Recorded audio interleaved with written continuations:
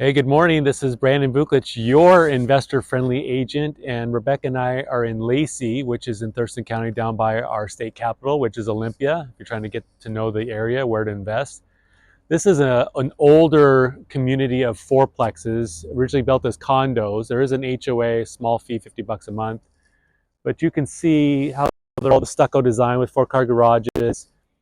Every owner takes care of theirs a little differently, which is why I'm not a big fan of these types. A lot of trash and that one and stuff. And then we will be touring this one that just hit the market at $975. It is actually probably the best looking of all of them in here, which is another sign that we look for, a red flag. Because you don't want to own the nicest in the neighborhood, in my opinion. You want to find the dog and then try to get to equal or better than everybody else in quality. So it's stucco again. Looks like it has good downspouts. It's nice that they all have private garages, which is good. Probably far from the mic. But it's starting to rain, so let's go inside and take a look at the vacant unit.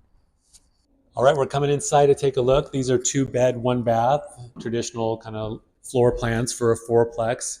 You have baseboard heating, sell popcorn on the ceilings, laminate flooring. The kitchen countertops have been updated, and the cabinets. The flooring's linoleum, or vinyl, I should say. White appliances. You do have access to your single car garage with washer and dryer hookups out there, but they're not included in this unit. So you would likely want to supply those maybe for the tenant. We come back here and the bathroom is updated, looks pretty nice. They did plank in here, which looks better. There are no overhead lights in the bedrooms, so you're on a switch with a plug for a lamp, but this is a really good sized bedroom with 2 closets. I could see how that'd be very attractive to, maybe a family with 1 child and 2 people in here. And then you give this room to the kid or kids. It's a little smaller, but there you have it. It's a little dark. I'm sorry. There's no overhead light other than the hall here. You have some linen closets, coat closet. Pretty straightforward. Nothing too exciting. They said they had this rented potentially for $1,600, but left it vacant for a house hacking buyer. But I'll run the numbers. But even at 1,600 times 4, that's 6,400. Probably going to be tough to pencil with less than 35% down. Stay tuned. All right, welcome back. Rebecca and I drew this morning, and you saw probably, hopefully, the notes about this community. This is one of the best properties in the area. Unfortunately, even though it's at the end of the street, you get a little more privacy and everything. It's just surrounded by some other not so well-maintained properties. Let's put it that way, by other owners. It is in the HOA. It's $600 a year, about $50 a month, but you don't get much for that. And it's listed for $975. Around there at 30% down, 7% maybe we're looking at. These are the current rents here. They did have a vacancy. They said they turned down somebody at $1,600 to leave it open for a house hacking investor, buyer. But if I wanted to be extremely generous here and say that you would get $1,600, I'm guessing this one probably needs the most work, is why it's still so under market. It's still not going to pencil very well. And where am I getting this rent? Well, I'm just doing a quick, based on their $1,600 that they claim they could have got. But rents are trending up for 2 beds in Lacey. You can see from today versus last year, which is kind of rare for a lot of places in the country, actually. $1,778. And I knew there would be other vacancies in that area probably that need to be filled or recently filled, just because of the nature of the neighborhood. I did see another vacant unit for rent, but one rented in last August for $1,550.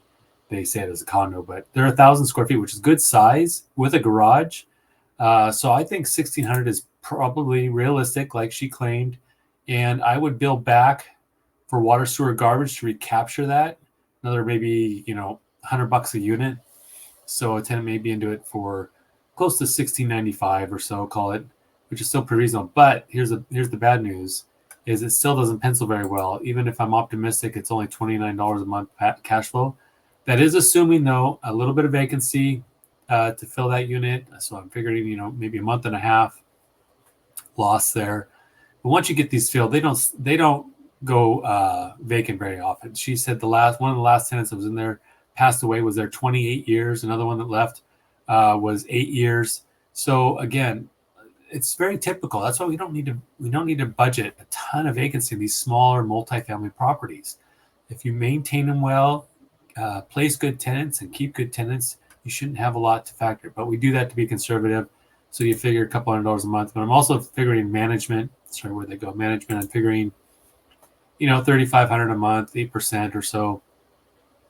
Which so when you look at that, you could definitely be more cash flow positive, but try to present a little more conservative approach, right? A little more pessimistic approach, so that when you actually go in and can make efficiencies improvements on your own, you will see a better result than what we anticipate. We always like to be pleasantly surprised instead of severely disappointed.